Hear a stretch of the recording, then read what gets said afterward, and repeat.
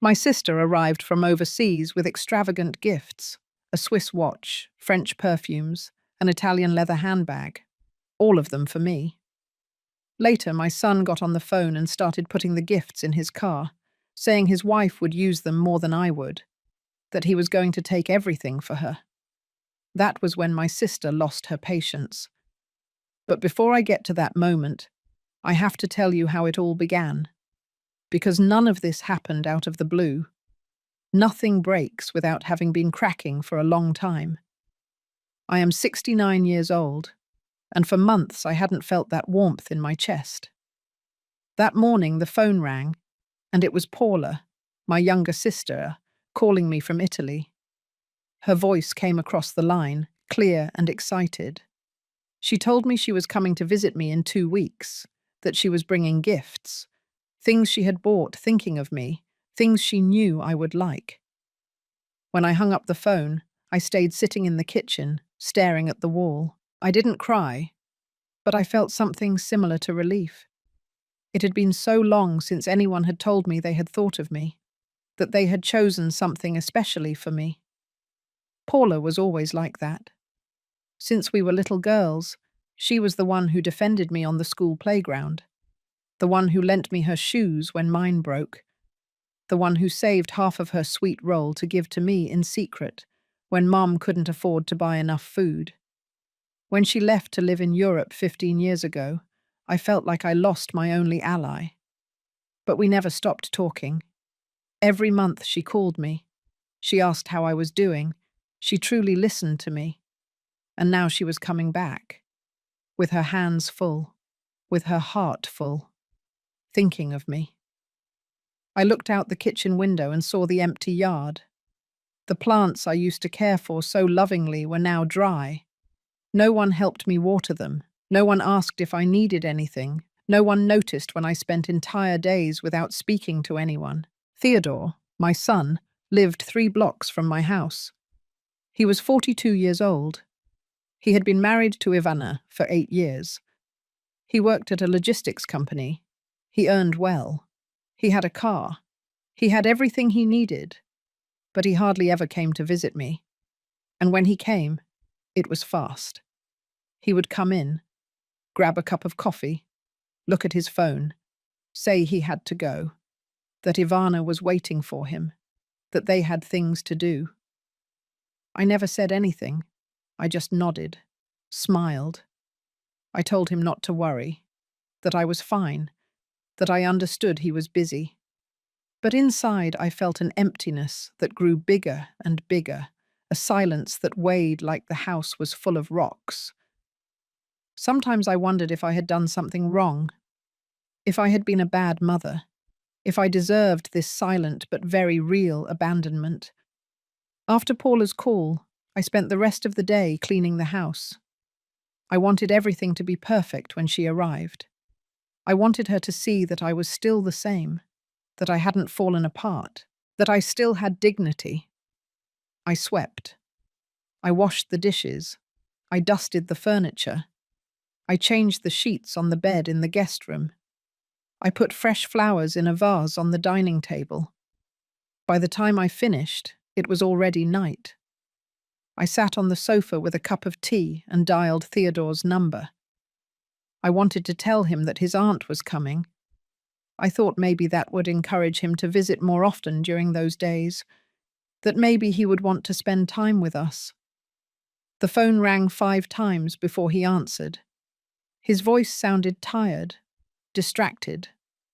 I told him Paula was coming in 2 weeks, that she was bringing gifts, that it would be nice if he came to see her too. There was a brief silence on the other end.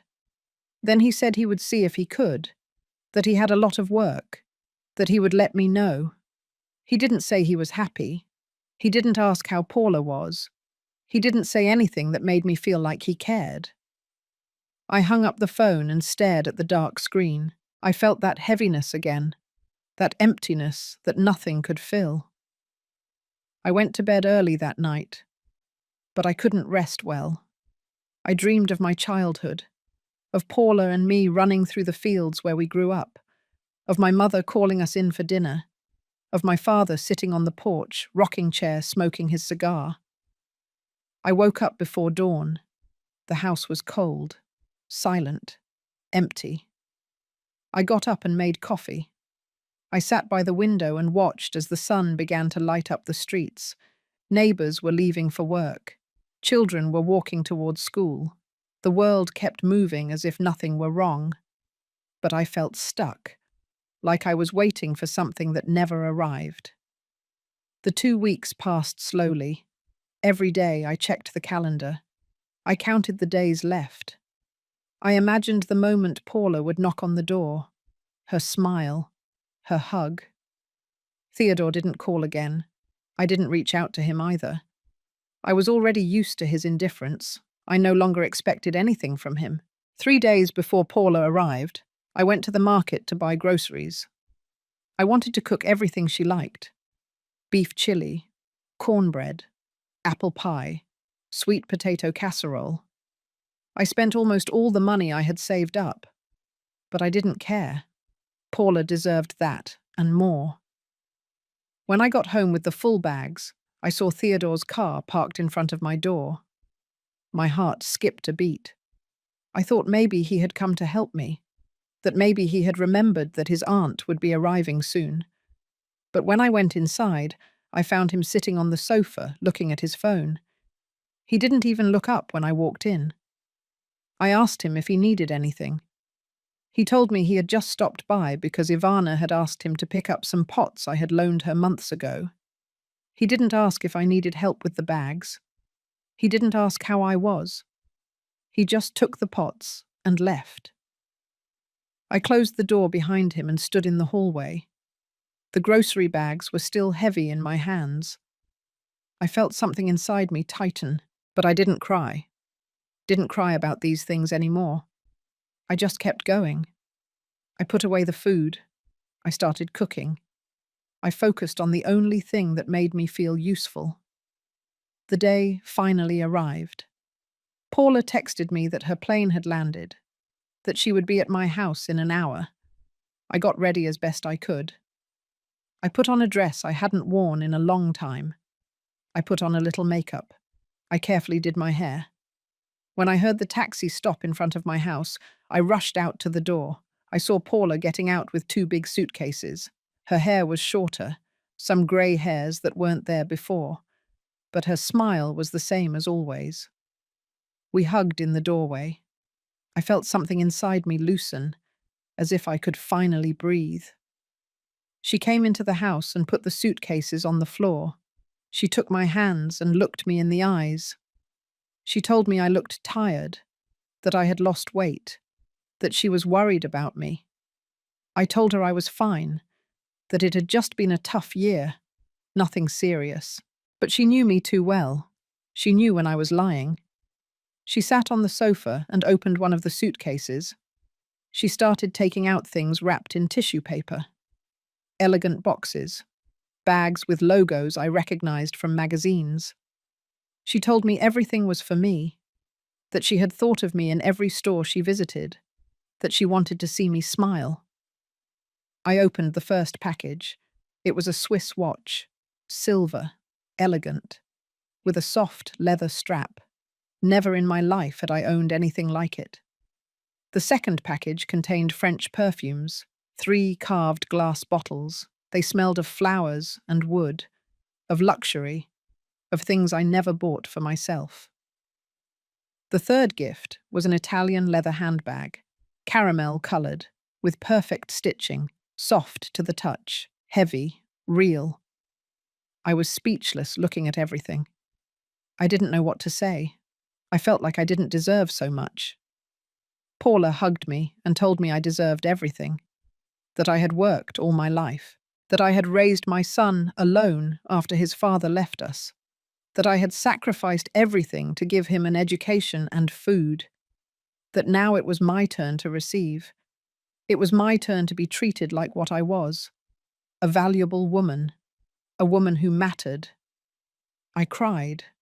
This time I really cried. But not out of sadness. I cried because someone saw me, someone remembered me, someone thought I was worthwhile. We spent the rest of the afternoon talking.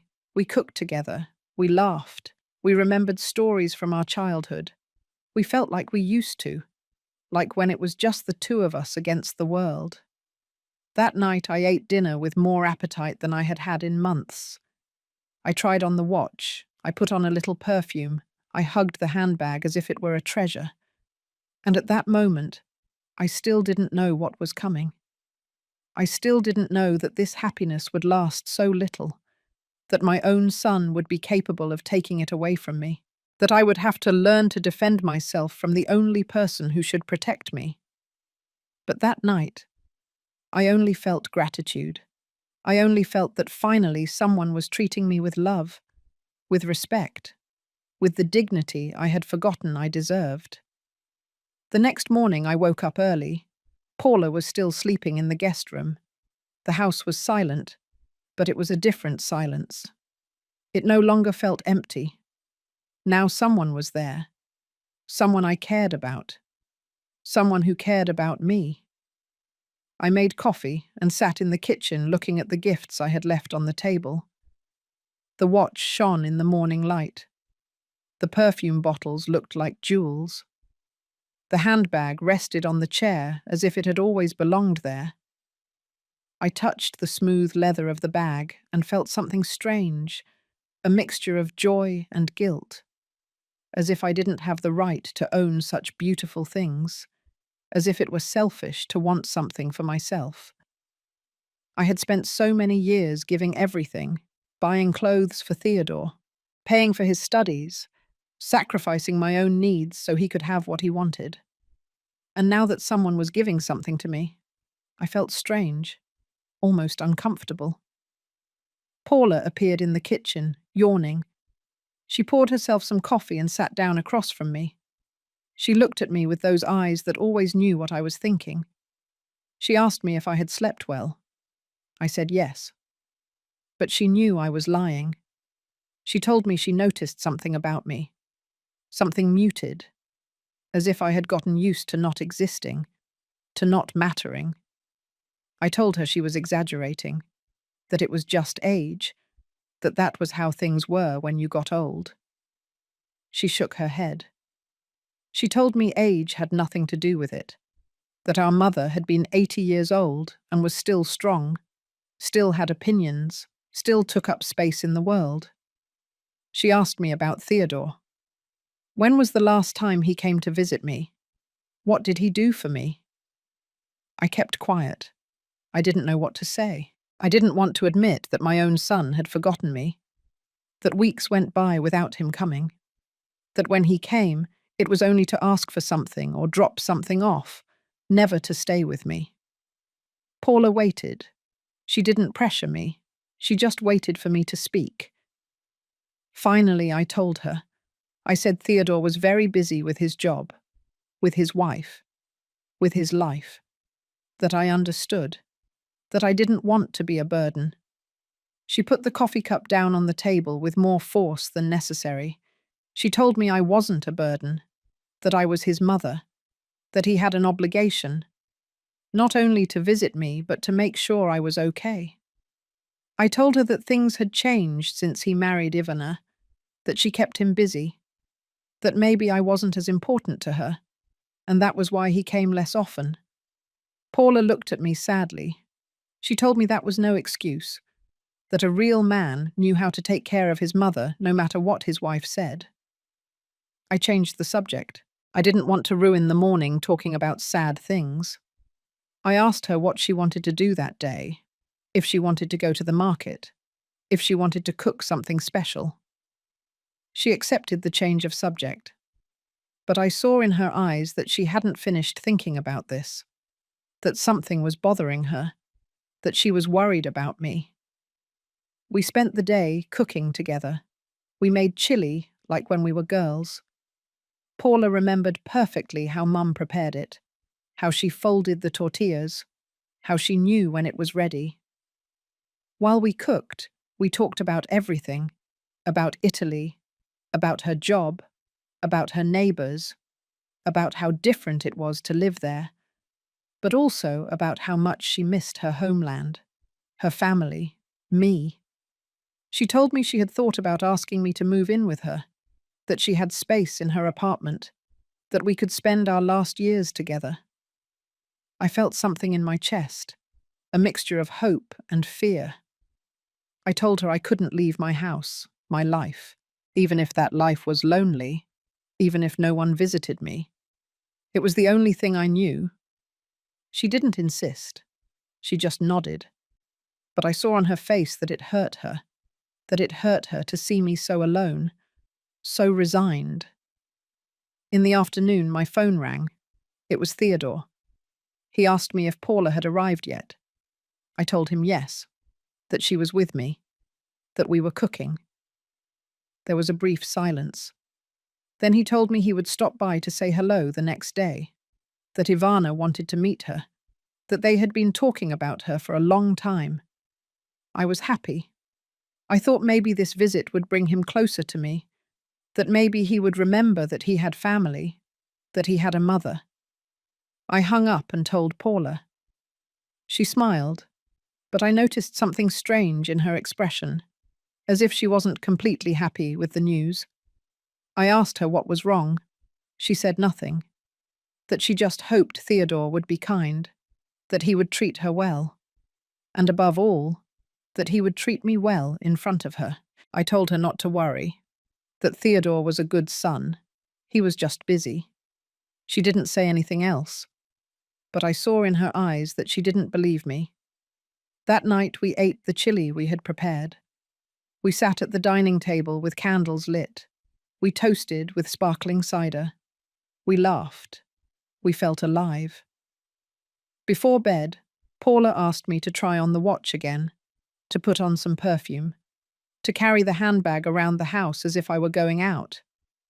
I felt silly, but I did it. I put on the watch. I sprayed perfume on my wrists and neck. I took the bag and walked through the living room like a model. Paula applauded. She told me I looked beautiful, that I should always look that way, with dignity, with pride. I looked at myself in the hallway mirror. I almost didn't recognize myself. It had been so long since I had seen myself like that, put together, cared for, like I mattered.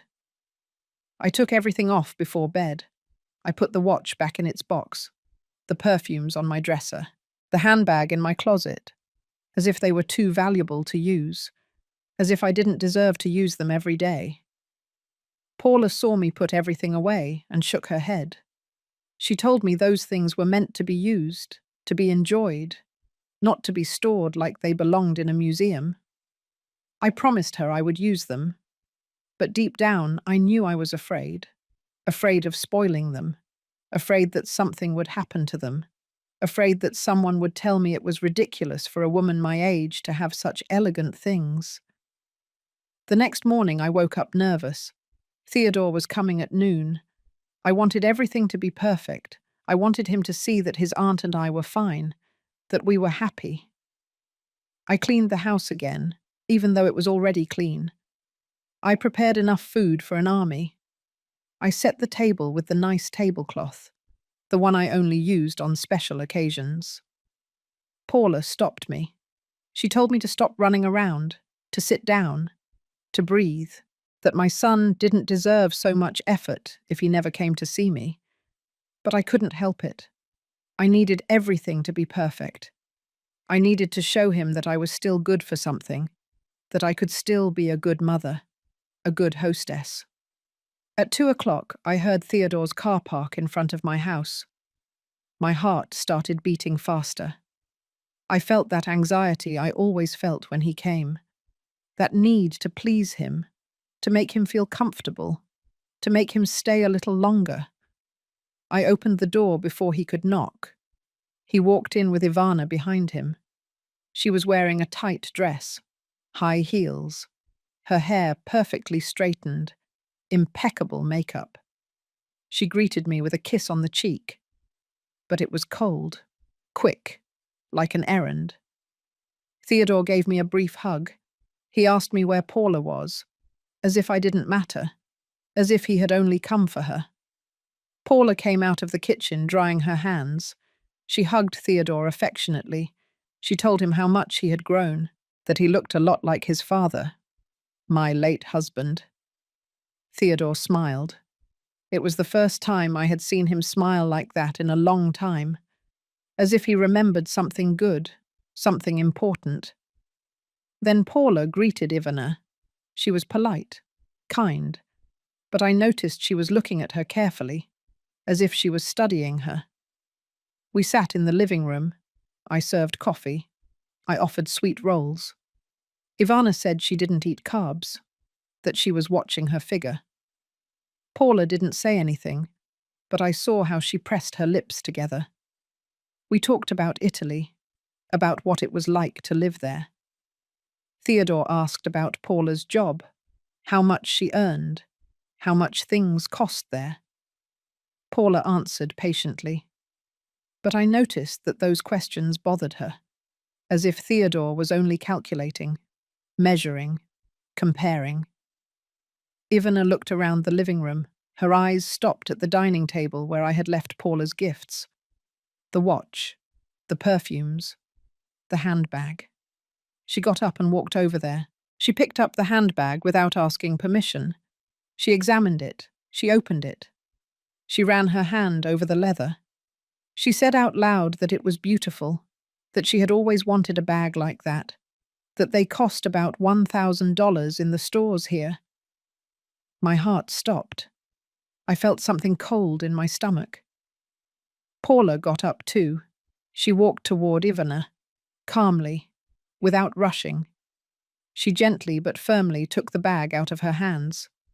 She told her it was a gift for me, that she had bought it especially for her sister. Ivana smiled, but it was a false smile. She said, of course, that she was just admiring it, that it was very nice. But I saw something in her eyes, something that scared me, an ambition, a desire, a determination. Paula put the bag back on the table, but this time she put it closer to me, as if protecting it. The rest of the visit was uncomfortable. Theodore spoke little. Ivana looked at the gifts every now and then. I tried to keep the conversation going, but I felt a tension in the air that I couldn't ignore.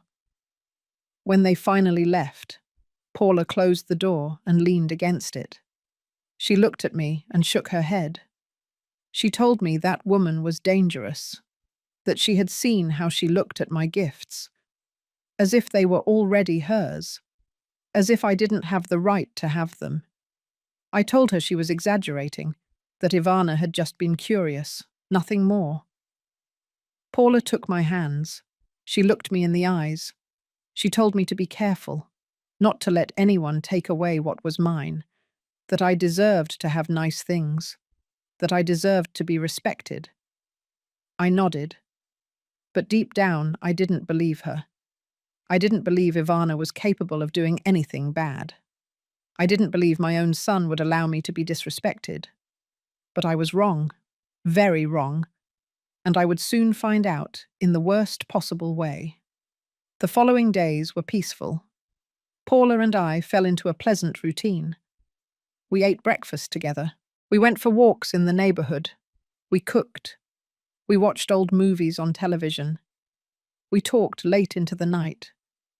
I felt alive again, as if I had woken up from a long, grey dream, as if I finally remembered who I was before I became just someone's mother, just the invisible woman living alone in that house. One afternoon, Paula insisted that we go out, that I put on the watch, that I carry the handbag, that I spray on perfume. She told me there was no point in having nice things if I didn't use them. I resisted at first. I was ashamed to go out like that, so dressed up, so elegant, as if I were showing off, as if I wanted to attract attention. But she wouldn't take no for an answer. She helped me choose a dress. She did my hair. She put on my makeup gently. She put the watch on my wrist. She gave me the bag. When I looked at myself in the mirror, I barely recognized myself. I looked different. I looked important. I looked like someone who deserved respect. We went for a walk downtown. We went into a nice coffee shop. We ordered coffee and cake. We sat by the window watching people go by. Paula took a picture of me with her phone. She told me I looked radiant, that that's how I should always look. I smiled. But inside, I still felt that little voice telling me I didn't deserve this, that it was too much, that a woman my age shouldn't be out like that. When we got home, it was already evening. I left the handbag in my room. I carefully took off the watch. I put it away in its box as if it were a fragile treasure. Paula saw me and sighed. She didn't say anything, but I knew she was disappointed.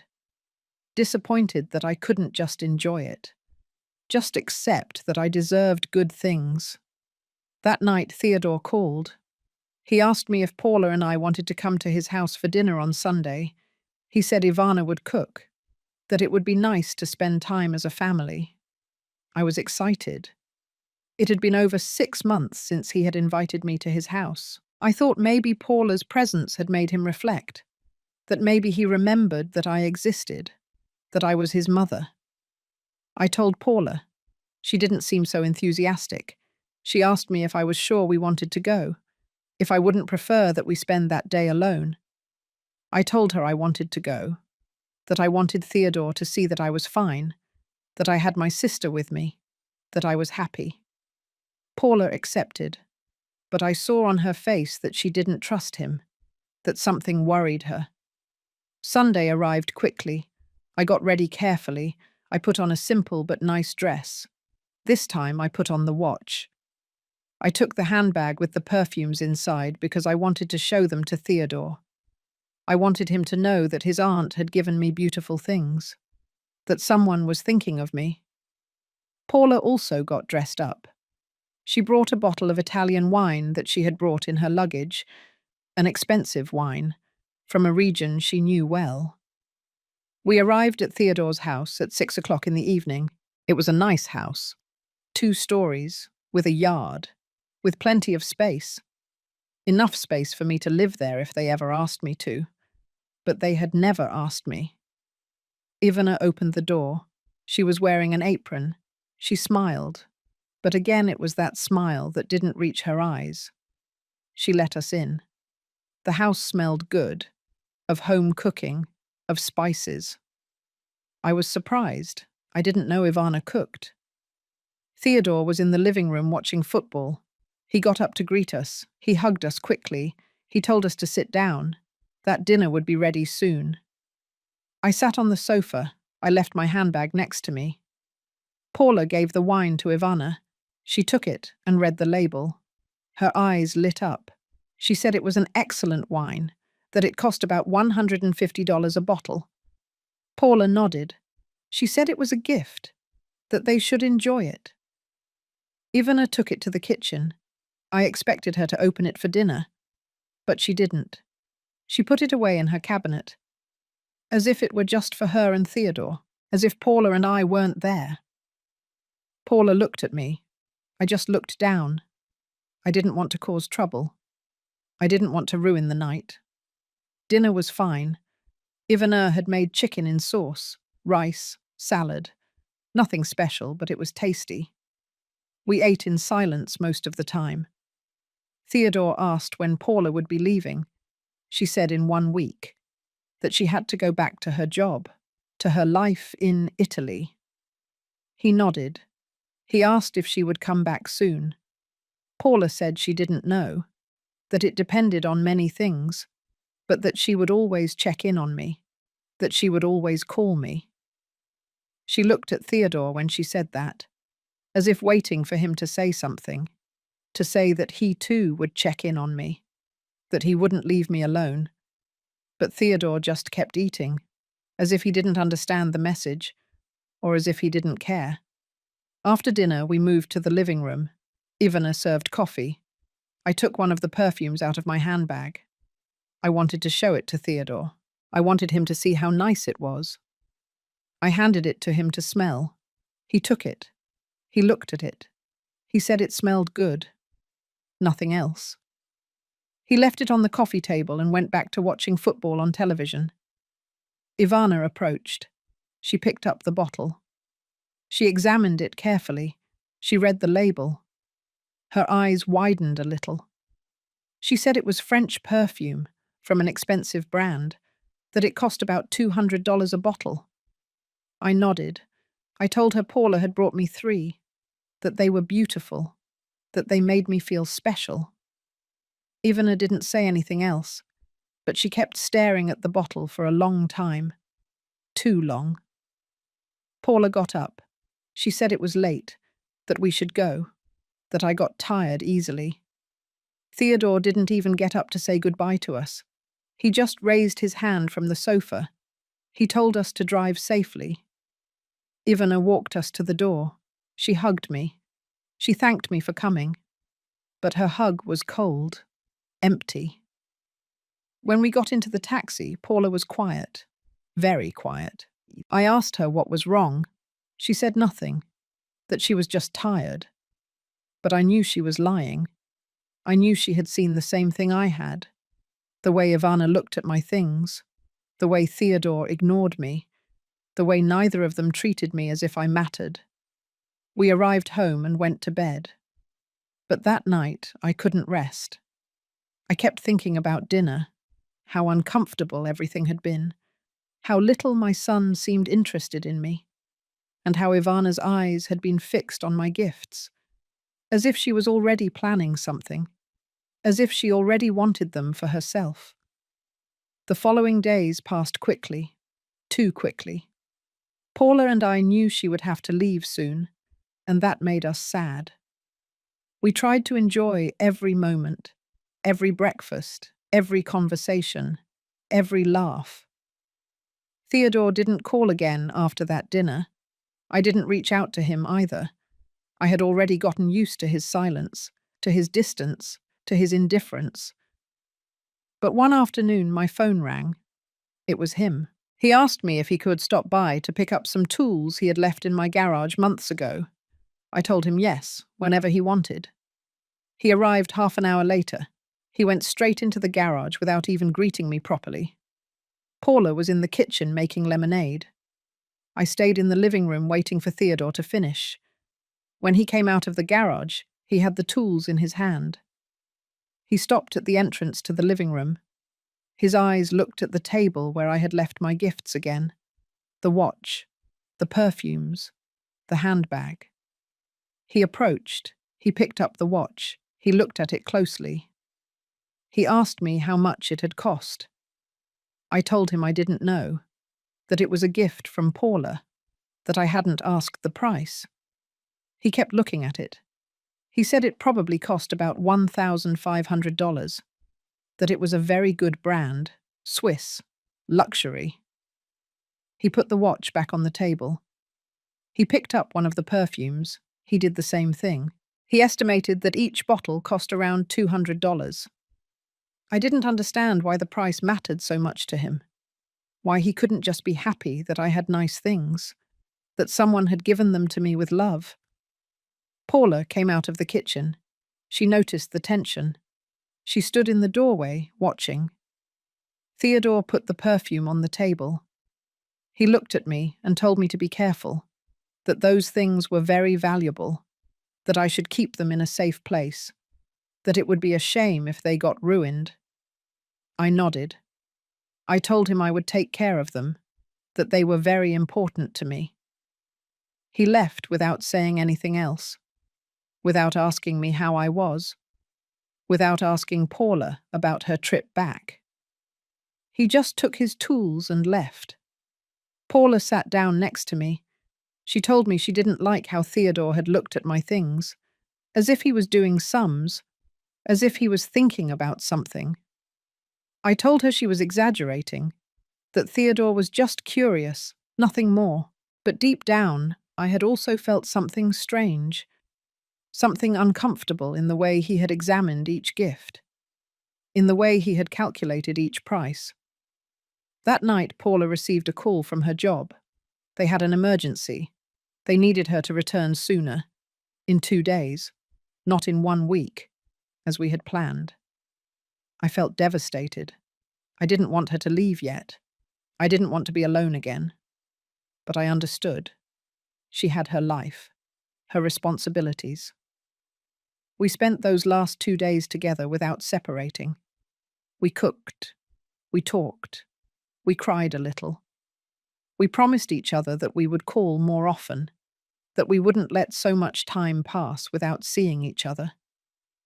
The morning Paula left, I got up very early. I made her favorite breakfast. I wanted her to take a good memory with her. I wanted her to know how much it meant to me that she had come. While we were eating breakfast, my phone rang. It was Theodore again. He asked if Paula had left yet. I told him she was leaving that afternoon, that her flight was at 6 o'clock. There was a silence. Then he asked if he could stop by to say goodbye. I was happy. I thought maybe his aunt did matter to him, that maybe he did have some heart. I told him yes, that he could come whenever he wanted, that we would be home all day. I hung up and told Paula. She didn't seem excited. She just nodded, as if she already expected something like this to happen.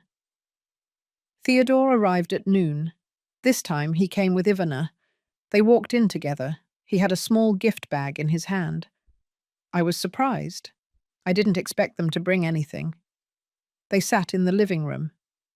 Theodore gave the bag to Paula. She opened it.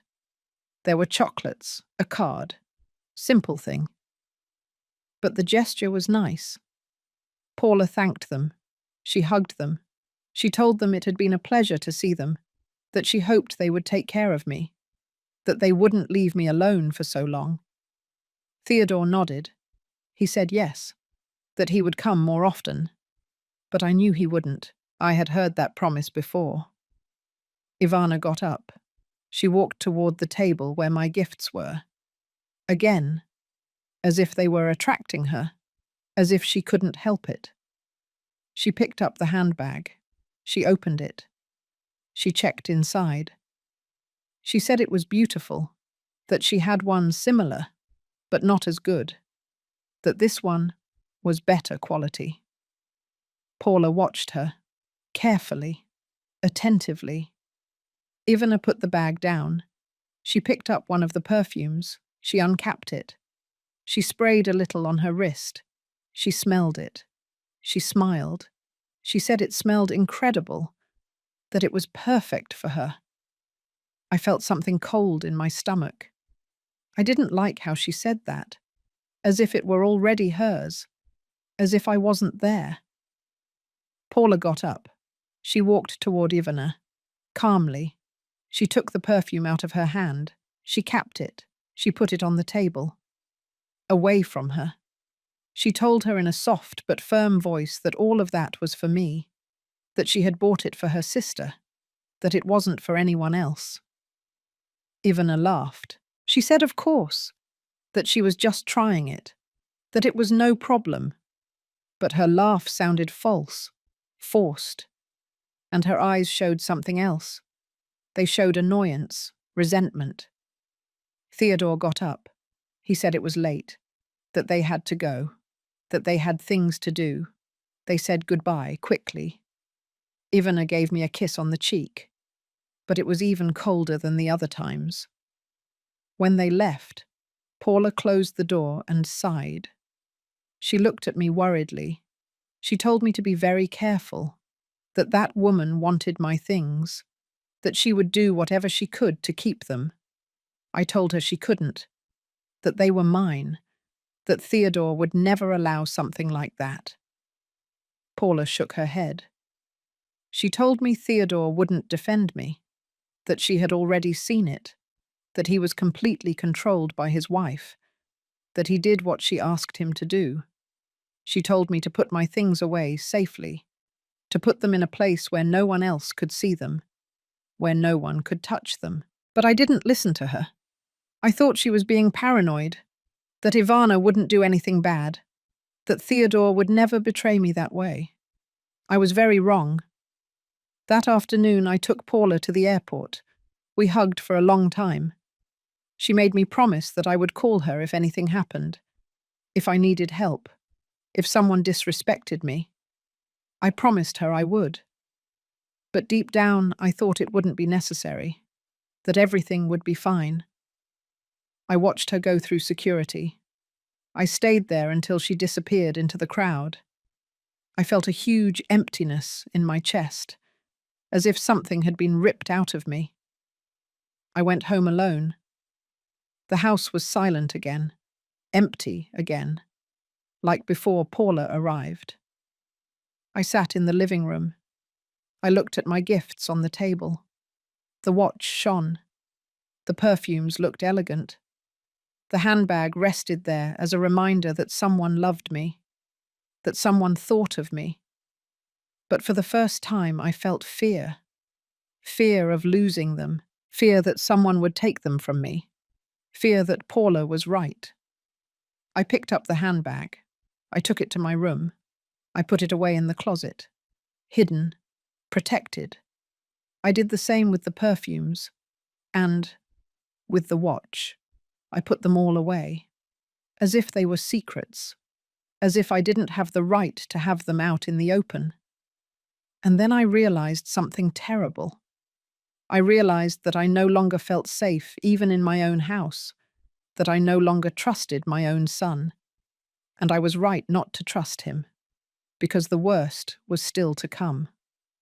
The first days without Paula were difficult. The house felt too big again, too silent, too empty.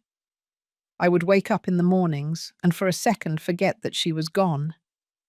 I expected to hear her voice from the kitchen, but there was only silence. Theodore didn't call, not once, not even to ask if I had gotten back from the airport okay, or to ask how I was. Nothing.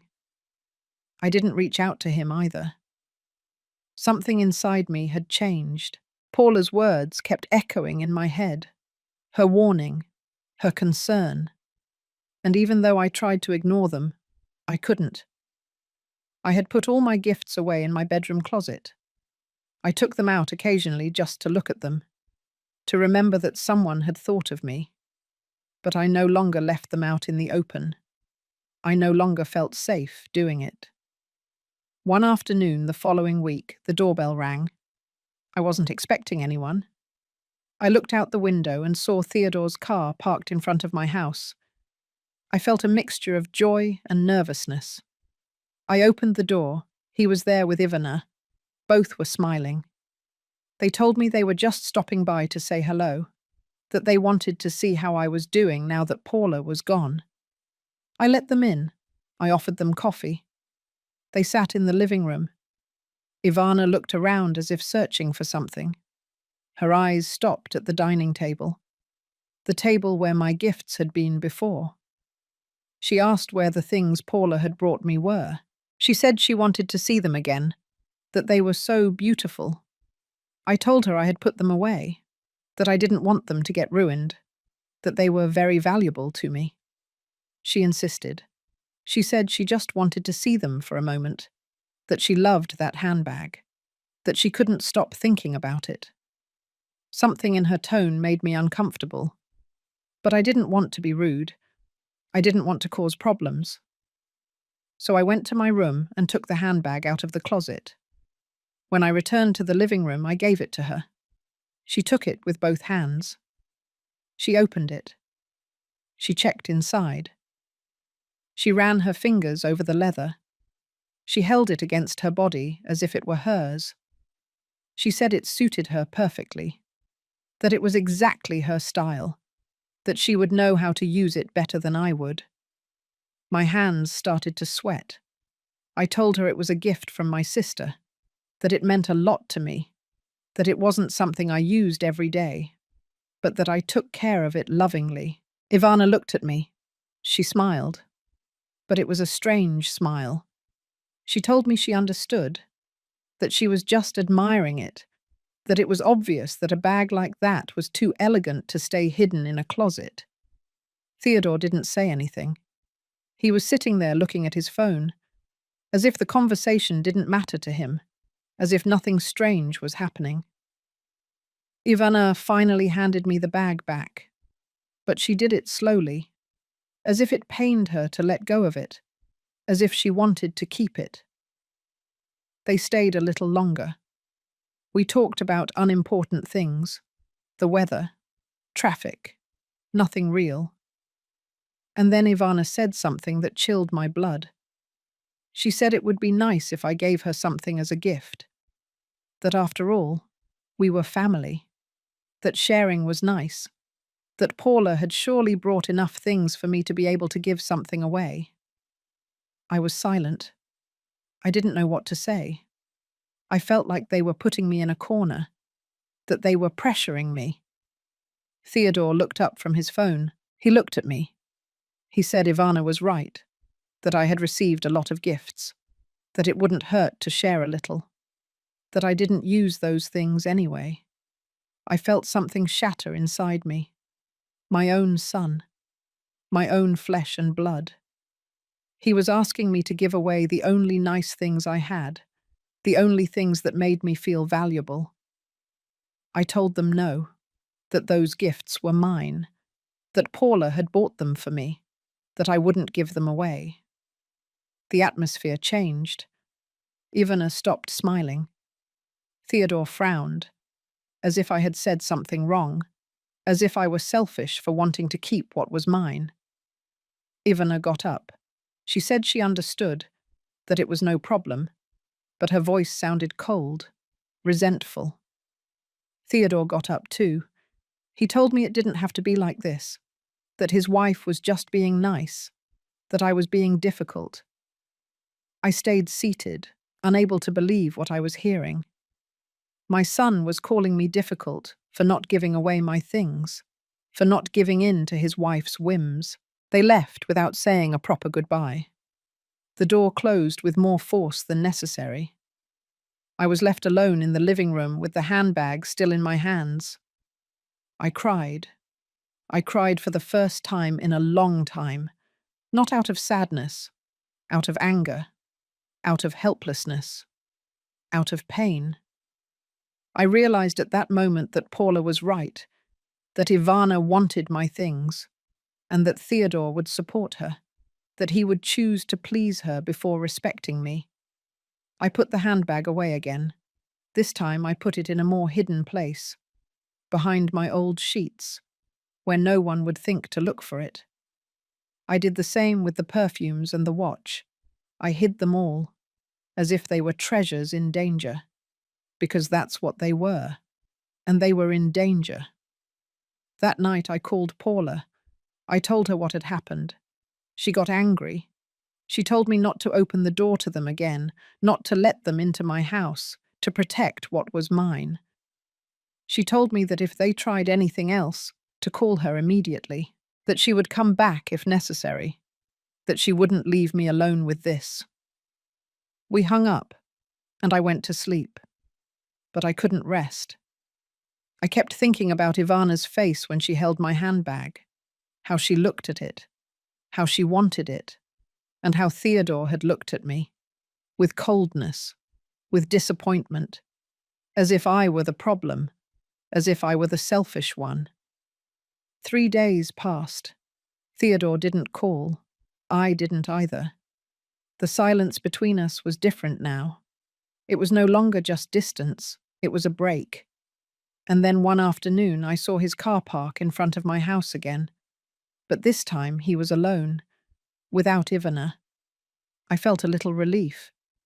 I thought maybe he had come to apologize, that maybe he had reflected, that maybe he remembered that I was his mother. I opened the door. He walked in, but he didn't greet me with a hug. He didn't ask me how I was. He just walked straight into the living room. He sat down. He looked at me. And then he said something I will never forget. He told me Ivana was very upset, that she felt rejected, that I had made her feel bad, that she only wanted to borrow the handbag, just for a party, nothing more. I told him no, that that handbag was mine, that I wouldn't lend it. He insisted. He told me I was being ridiculous, that I never went anywhere, that I never used those things, that it was a waste to have them stored away. I felt something break inside me. My son was telling me I didn't deserve to have nice things because I didn't use them, as if my worth depended on how useful I was to others. I told him no again, with more firmness. I told him to leave, that I didn't want to talk about this anymore. He got up. He looked at me with an expression I had never seen before, a mixture of anger and scorn. He told me I would regret it, that Ivana didn't forget these things, that I was ruining the relationship with them over a stupid handbag. And he left, leaving me there, trembling, scared, wondering how I had gotten to this point, how my own son had become a stranger, someone who made me feel guilty for protecting the little I had. I didn't sleep at all that night. I knew something bad was going to happen. I could feel it. And I was right. The following days were strange. Theodore didn't call again. I didn't reach out to him either. There was a wall between us now. A wall that I hadn't built, but that was there. Solid, real, painful. I spent my time alone at home. I rarely went out. Almost never. I was afraid of leaving my things unattended. Afraid that someone would come in. Afraid that they would take them from me. I realized how ridiculous that sounded. But I couldn't help it. The way Ivana had looked at my gifts. The way Theodore had pressured me. All of that had left me scared. Paula called me every day. She asked me how I was, if Theodore had been back, if anything had happened. I told her no, that everything was quiet. But we both knew it was the calm before the storm. One morning I was in the kitchen making coffee when I heard a noise outside. I looked out the window and saw Theodore's car parking. It was barely 9 o'clock in the morning. He never came that early. He got out of the car. He was alone again. He knocked on the door. I hesitated. I didn't want to open it for him. I didn't want another argument. But he was my son. I couldn't leave him outside. I opened the door. He walked in without waiting for an invitation. He had a serious expression, tense.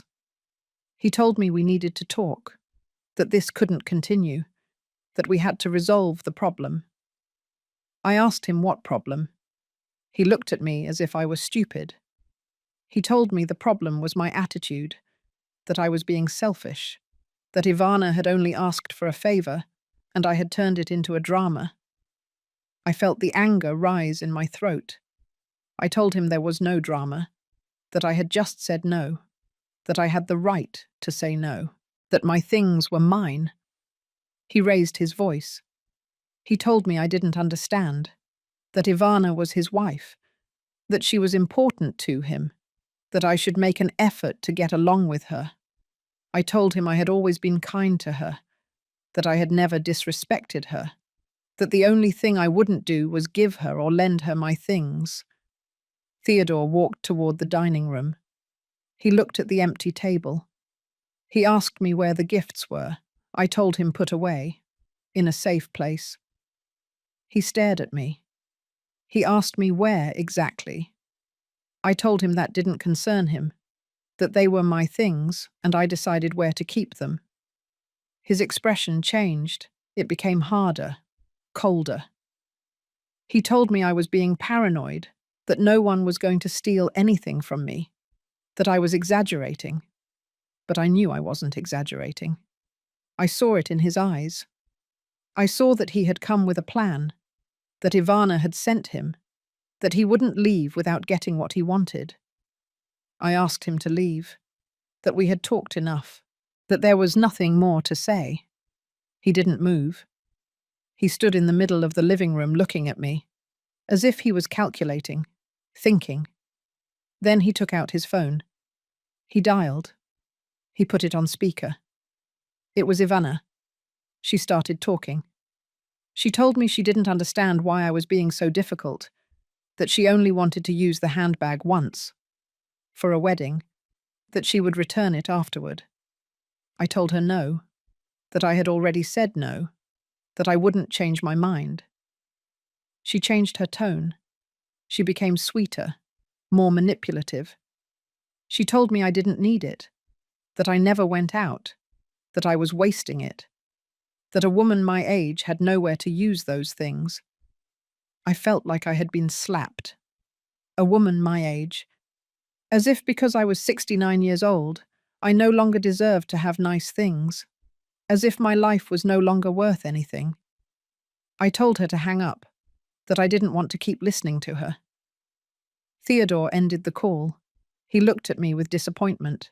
He told me I was forcing him to choose, that I was putting material things above family, that I was being a bad mother. Those words hurt me more than anything else. A bad mother. Me, who had sacrificed everything for him.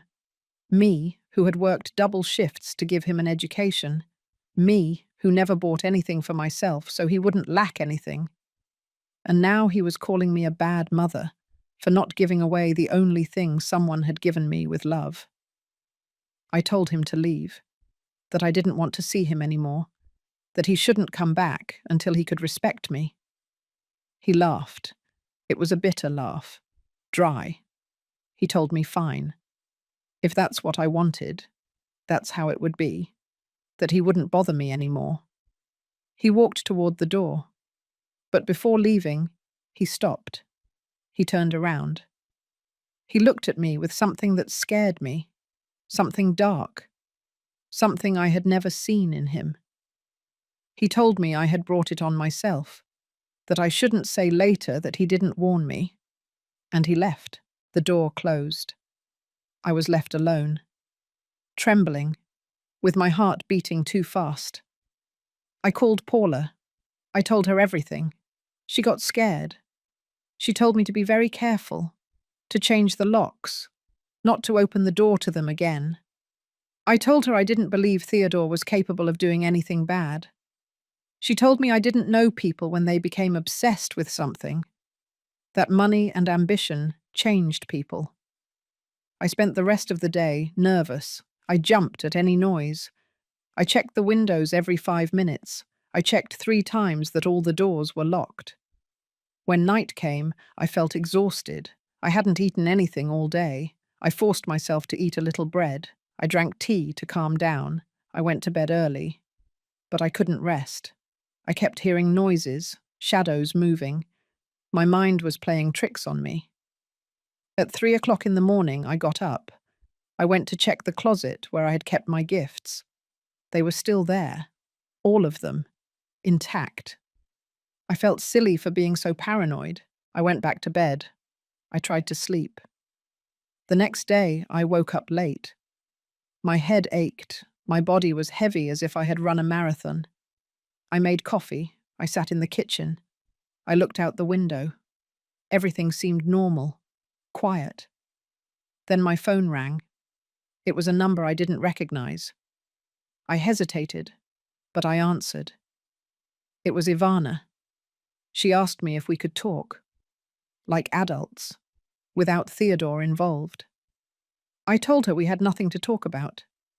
She insisted. She told me she just wanted to explain her point of view, that maybe I had misunderstood her. I told her there was nothing to misunderstand, that my things were mine, period. She sighed. She told me I was being stubborn, that I was ruining the relationship with my son over nonsense, that one day I would regret it. I hung up.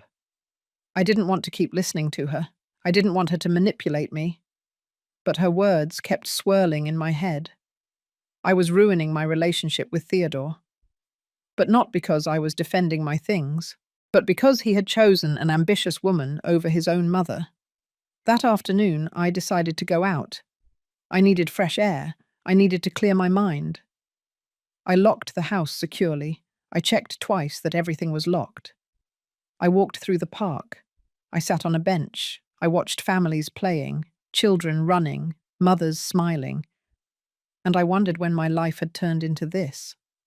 When I had stopped being a beloved mother to become an obstacle, someone to manipulate, someone to steal from. I returned home 2 hours later. I opened the door. Everything seemed normal. I walked in. I locked the door behind me. I went to my room. I opened the closet. I looked behind the sheets. My heart stopped. The handbag was gone. I checked again. I moved all the sheets. I searched every corner of the closet. The perfumes were gone too. Not the watch. Everything had disappeared. Someone had entered my house. Someone had searched my things. Someone had robbed me. And I knew exactly who it had been. I stood in front of the empty closet, unable to breathe. My hands were trembling. My head was spinning. I felt the floor moving beneath my feet. I checked again and again, as if my eyes were lying to me, as if the gifts would magically appear. But they weren't there. Nothing was there. I sat on the edge of the bed. I tried to think. I tried to understand how this had happened. I had locked the house securely. I had checked the doors, the windows. Everything was locked when I left. And then I knew. Theodore had a key to my house. I had given it to him years ago, for emergencies, for when I needed help. I never thought he would use it like this. I never thought he would use it to rob me. I felt nauseous. I ran to the bathroom. I knelt in front of the toilet.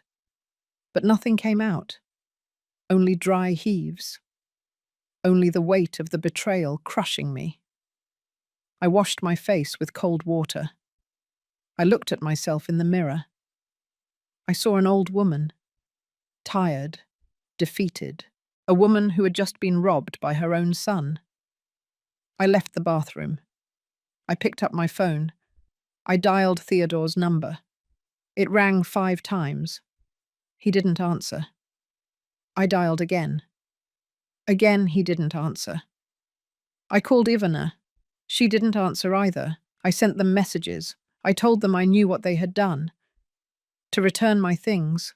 That it was theft. That they were the worst. The messages were marked as read. But there was no reply. I sat on the sofa. Tears started to fall. I couldn't stop them. I cried like I hadn't cried in years. I cried for the betrayal, for the loss, for the humiliation of having been treated like this by my own son. I called Paula. She answered on the second ring. She heard my broken voice and knew immediately that something bad had happened. I told her everything, that I had been out for 2 hours, that when I came back, everything had disappeared, that Theodore had a key, that I knew it had been him. Paula screamed. I had never heard her so angry. She told me to call the police, to report the theft, not to let them get away with it. I told her I couldn't, that he was my son, that I couldn't get him into trouble with the law, that I couldn't do that to him. She told me he had no problem doing this to me, that I had to defend myself, that I had to get back what was mine. But I didn't know if I could. I didn't know if I had the strength. I felt so tired, so old, so useless. Paula told me to wait, not to do anything, that she would take the next flight, that she would be there in 2 days, that we would sort this out together. We hung up. I stayed sitting on the sofa until it got dark. I didn't turn on the lights. I didn't eat. I didn't do anything. I just stayed there, in the darkness, thinking about how my life had come to this point. I didn't sleep that night. Every noise startled me. I was afraid they would come back, that they would want more, that they would do something worse to me. The next morning, the doorbell rang. I looked out the window. It was Theodore. Alone, without Ivana. I didn't want to open it for him, but I needed to see his face. I needed to hear him admit what he had done. I opened the door. He walked in as if nothing had happened, as if it were a normal day, as if he hadn't robbed me the day before. He sat on the sofa. He looked at me. He asked me why I had been bothering him with messages. Why was I being so dramatic? I couldn't believe what I was hearing. I yelled at him. I told him I knew what he had done, that he had entered my house, that he had taken my things, that he had robbed me. He shook his head. He told me I was crazy, that he hadn't done any of that, that he didn't know what I was talking about. But I saw something in his eyes, a spark of guilt, of nervousness. I knew he was lying. I told him he had a key to my house, that no one else could have come in, that I knew it had been him. He stood up. He told me I was paranoid, that I had probably lost the things and was now making up stories, that a woman my age sometimes forgets where she puts things. Again using my age against me, as if I were senile, as if I were stupid. I told him to return my things or I would call the police. He laughed. He told me to go ahead and do it, that I had no proof, that no one would believe me. And he was right. I had no proof, just my word against his. And he was a respectable man with a stable job. I was just a lonely old woman who might be confused. He left. He left me there, more broken than before, more alone than ever. I spent the rest of the day thinking about what to do.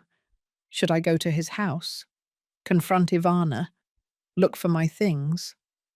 But I was afraid of what they might do to me, afraid that they would call the police and accuse me of something. Paula called me that night.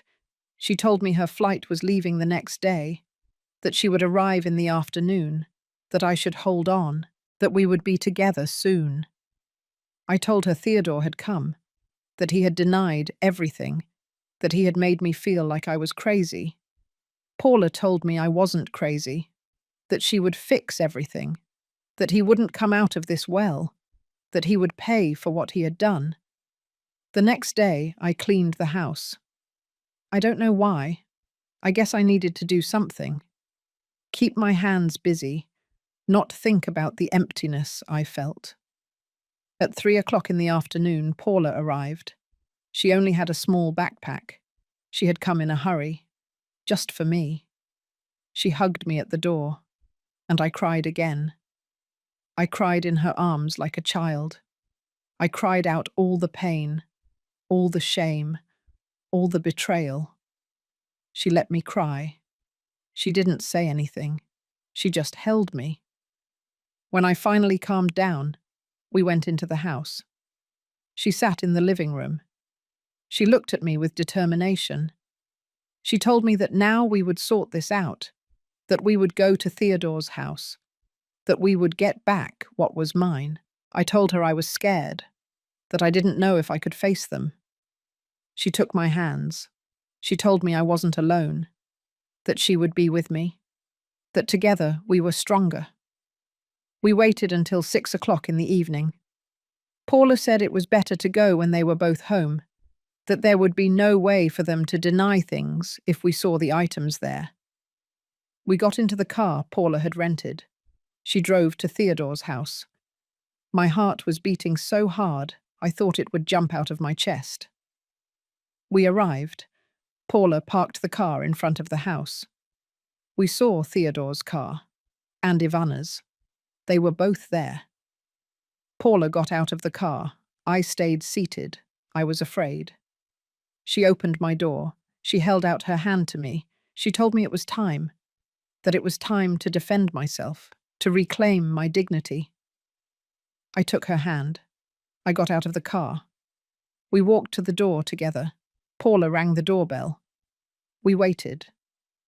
Ivana opened it. Her face changed when she saw us. She tried to close the door, but Paula stopped her. She told her we needed to talk, that we wouldn't leave until we got back what they had stolen from us. Ivana said she didn't know what we were talking about, that we should leave, or she would call the police. Paula smiled, but it was a cold smile. She told her that was perfect, to call the police, that we would gladly explain to them how they had broken into an elderly woman's house and stolen gifts worth more than $2,000. Ivana turned pale. Theodore appeared behind her. He saw us, and his expression hardened. Paula looked him straight in the eyes, and then she said something that changed everything. She said she knew exactly where my things were, that she had tracked them, that the handbag had a GPS tracker sewn into the lining, that she always put trackers in the valuable things she gave as gifts in case they were lost or stolen. She was lying, but they didn't know that. And it worked. Theodore and Ivana looked at each other. I saw the panic in their eyes, the way they swallowed, the way their bodies tensed up. Paula took out her phone. She showed them a screen. I don't know what it was exactly. Maybe an application. Maybe nothing. But they didn't come closer to check. They only looked from afar. Paula said the signal was coming from inside this house, specifically from the second floor, from the front-facing room. Ivana took a step back. Theodore clenched his fists. But neither of them said anything. Paula kept talking, with a calm voice, firm, without yelling. She said they had two options: return everything right now and this would stay between family, or she would call the police and file charges for aggravated theft. Unauthorized entry, theft from an elderly person. She said she knew lawyers in this country, good lawyers, that with the GPS evidence and the testimony of the two of us, Theodore could go to jail, lose his job, his reputation, everything. The silence that followed was heavy, long, unbearable. Finally, Evana spoke. She said it was all a misunderstanding, that she had only borrowed the things, that she was going to return them later, that it wasn't theft if she planned to return them. Paula laughed. But it wasn't a cheerful laugh. It was a harsh laugh. Cold. She told her that entering someone else's house without permission was trespassing, that taking things without authorization was theft, that it didn't matter if she planned to return them or not. Theodore finally spoke. He looked at me. He told me I was exaggerating, that we were family, that I couldn't do this to them, that he was my son. Something inside me broke. I told him he had stopped being my son when he entered my house like a thief, when he stole the only nice things I had, when he chose his ambitious wife over respect for his mother. I told him I had given him everything, all my life, all my effort, all my love. And he repaid me by robbing me, by making me feel crazy, by telling me I was paranoid. My voice broke, but I kept talking. I told him I had never asked him for anything, only respect, only that he let me have something for myself. And he couldn't even give me that. Theodore looked down. For the first time, I saw him ashamed. But he didn't say anything. He didn't apologize. He didn't ask for forgiveness. Paula gave him an ultimatum. They had 5 minutes to come down with everything, or she would dial the emergency number. She took out her phone. She started counting. Ivana looked at Theodore. She said something to him in a low voice. He shook his head. She insisted. They argued in whispers, but we could hear part of the conversation. Ivana was saying they couldn't risk it, that if they called the police, everything would get worse. Theodore was saying they were his things now, that he wouldn't return them. Paula reached 3 minutes. She raised the phone. She dialed 9, then 1. Her finger hovered over the final 1.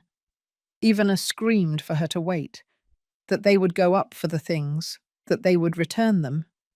She ran up the stairs. Theodore followed her. Paula and I stayed in the doorway.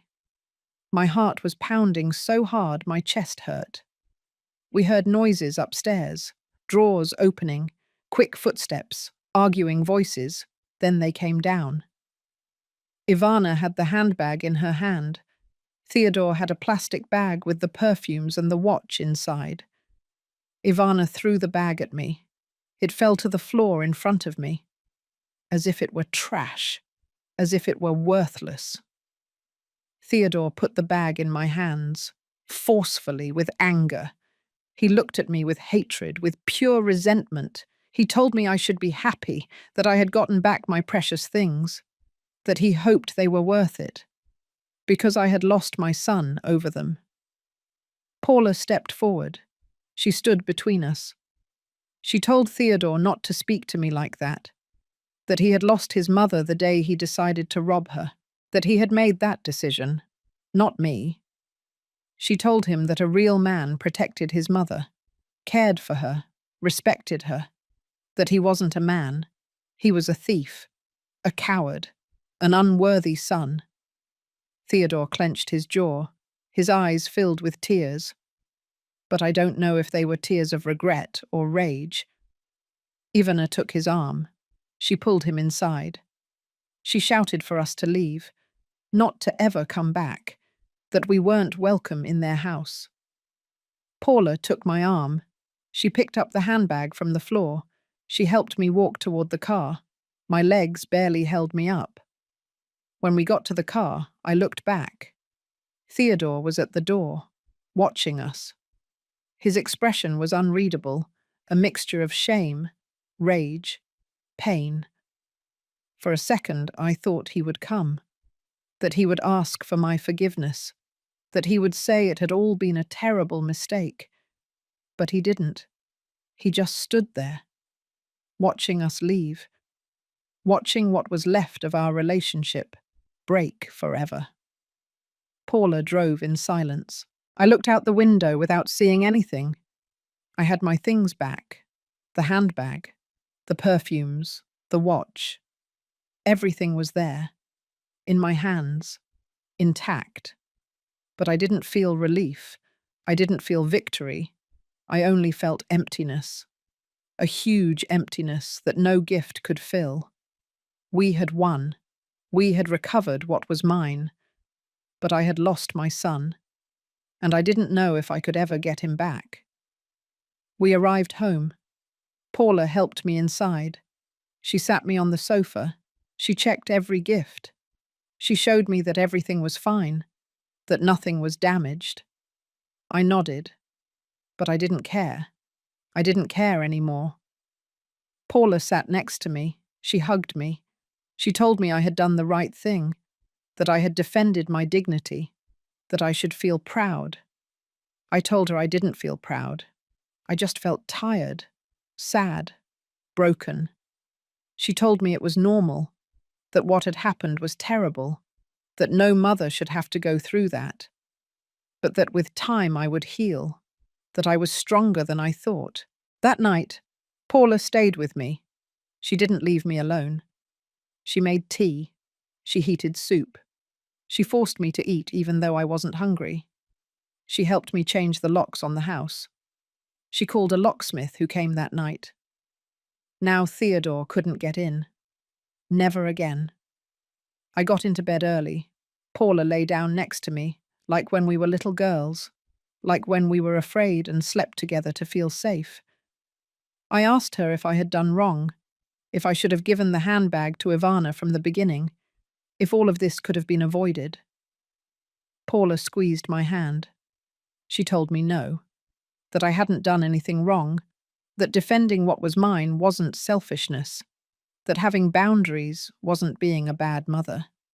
She told me Theodore had chosen his path, that he had decided to steal, to lie, to betray, that those decisions were his, not mine. She told me I deserved respect, deserved to be treated with dignity, deserved to have nice things. Without anyone taking them from me, I closed my eyes. The tears kept falling. But for the first time in days, they weren't just tears of pain.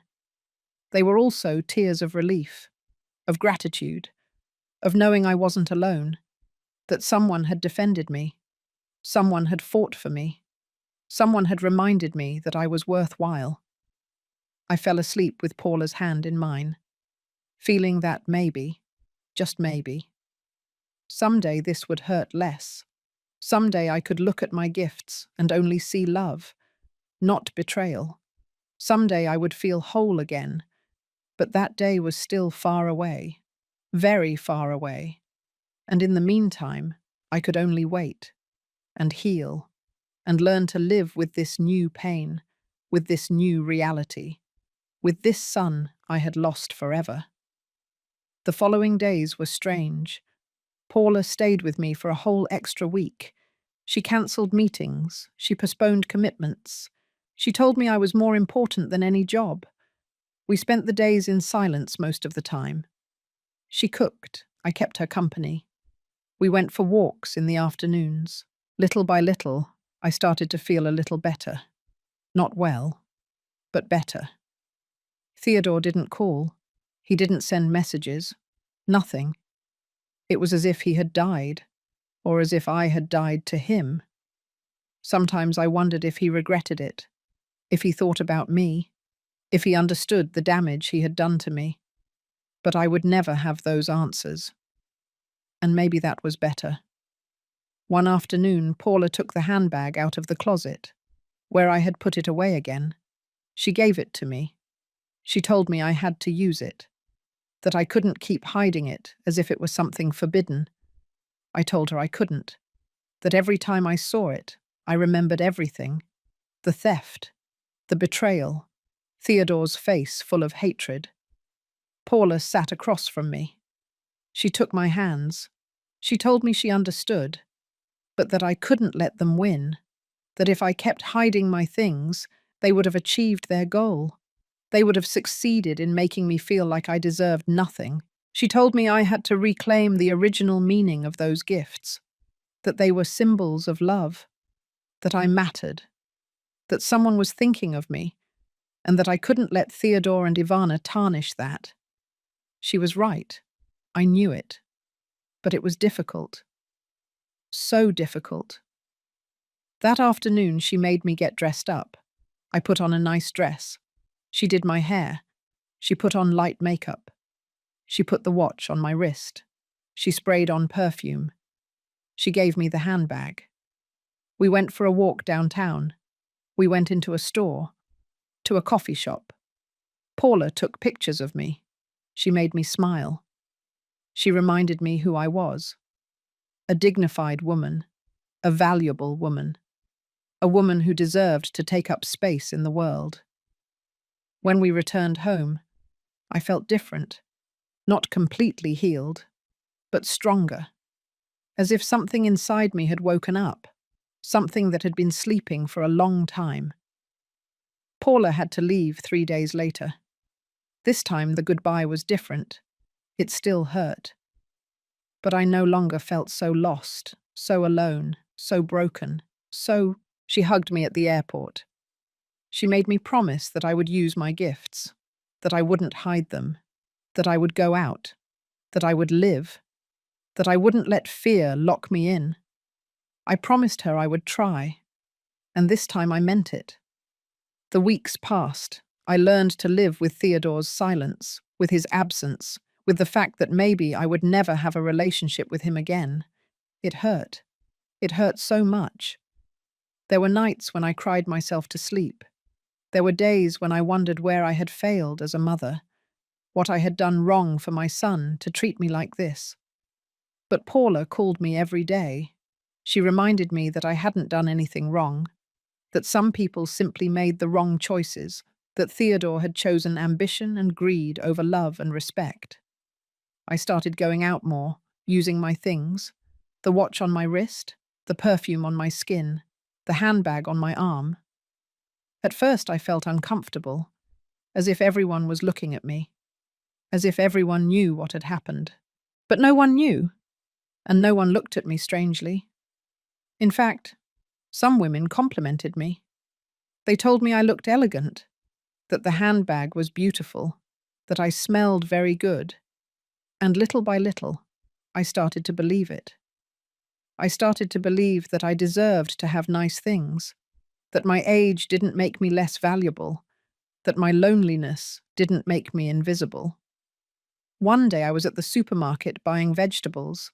I was wearing the watch and the handbag. An older woman approached me. She told me I looked radiant. She asked me what my secret was. I smiled at her. I told her there was no secret. I had just learned to value myself, to defend myself, to not let anyone make me feel less than what I was. She nodded. She told me she wished she had learned that at my age, that she had spent her whole life pleasing others, putting herself last, forgetting herself. I told her it was never too late, that we could always start respecting ourselves, to demand respect, to take the place we deserved. When I got home that day, I looked at myself in the mirror. I saw a different woman. Not the broken woman from 1 month ago. Not the invisible woman from 1 year ago. I saw a woman who had fought, who had lost something important, but who had gained something more valuable: her dignity. 2 months later, I received a call from an unknown number. I hesitated, but I answered. It was Theodore. His voice sounded different, more sober, more broken. He asked me if we could talk, if he could come to see me. My first instinct was to say no, that I didn't want to see him, that he had done enough damage. But something in his voice stopped me. I told him yes, that he could come, but that we would only talk in my living room, that I wouldn't open my life to him again so easily. He arrived that afternoon. He was alone, without Ivana. When I opened the door, he looked different, thinner, more tired, older. He walked in slowly, as if he was afraid, as if he wasn't sure he was welcome. And he wasn't. Not completely. He sat on the sofa. I sat in the armchair across from him, leaving space between us, making the distance that now existed clear. He asked for my forgiveness. He told me he had been an idiot, that Ivana had manipulated him, that he had been weak, that he had no excuse but that he regretted it deeply. I listened without interrupting. When he finished, I remained silent for a moment, processing his words, deciding what to say. Finally, I spoke. I told him I appreciated his apology, but that words didn't erase what he had done, that they didn't heal the pain he had caused me, that they didn't recover the trust he had destroyed. I told him he had entered my house like a thief, that he had robbed me, that he had lied to me, that he had made me feel crazy, that he had chosen material objects over his own mother. I told him that wasn't easily forgotten, that maybe someday I could forgive him, but that today was not that day, and maybe tomorrow wouldn't be either. Theodore cried. I saw him cry for the first time in years. He told me he understood, that he didn't expect me to forgive him, that he just wanted me to know that he regretted it, that he had broken up with Ivana, that he had realized she had turned him into someone he didn't want to be. I told him I was happy for him, but that didn't change anything between us, that he had to live with the consequences of his decisions, like everyone else. He left soon after. I didn't hug him. I didn't tell him everything would be fine, because I didn't know. I didn't know if we could ever have a relationship again. I didn't know if I wanted to have one. But I did know something. I knew that I would be fine, with or without him. I knew I had learned to defend myself, to value myself, to not accept less than what I deserved. That night I put on the watch, I sprayed on perfume, I picked up the handbag, and I looked at myself in the mirror. I saw a 69-year-old woman, a woman who had survived betrayal, pain, loss. But I also saw a strong woman, a dignified woman, a woman who had learned that her worth didn't depend on anyone else, that she deserved respect, that she deserved love, that she deserved to have nice things without having to justify it. And for the first time in a long time, I smiled, a true smile, because I understood something fundamental. I had lost my son, but I had found myself. And maybe that was the most important thing of all. Life went on, and I would go on with it, stronger, wiser, more aware of my own worth. And no one, never again, would make me feel like I didn't deserve respect, that I didn't deserve dignity, that I didn't deserve to take my place in this world, because I deserved it. I always had deserved it, and now I finally knew it.